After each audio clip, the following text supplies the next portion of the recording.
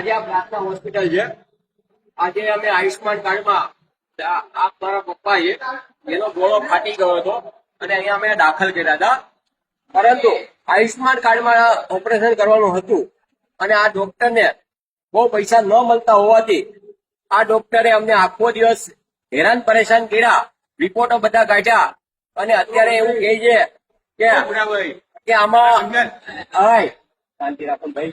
અને અત્યારે એવું કહે છે કે આ ઓપરેશન નહીં થાય, તમે બીજા લઈ જાઓ, રિસ્ક આમાં રિસ્ક રહેલું છે. અમે બધા જ રિસ્કમાં સહી કરવા માટે અમે લોકો રેડી હતા કે કઈ પણ રિસ્ક થાય તો એ અમારા ઉપર છે. છતાં પણ આ ડોક્ટર એની મનમાની કરી અને રજા આપી દીધી. અમારે રજા લેવી નહોતી, છતાં પણ પરાણે રજા આપે છે અને પોતે એવું કહે છે કે અમે રિસ્ક ન લઈએ. તો હોસ્પિટલ શું કામ ખોલીને બેઠા હશે?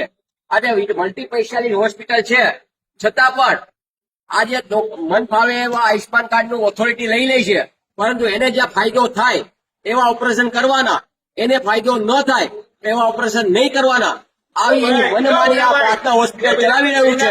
તો સરકારને અમારી નમ્ર વિનંતી છે, આયુષ્માન કાર્ડ બંધ કરાવો, આવા આયુષ્માન કાર્ડ બીજા પેશન્ટો હેરાન ન થાય અને નાના માણસો બિચારા હેરાન પરેશાન ન થાય એવી નમ્ર વિનંતી છે.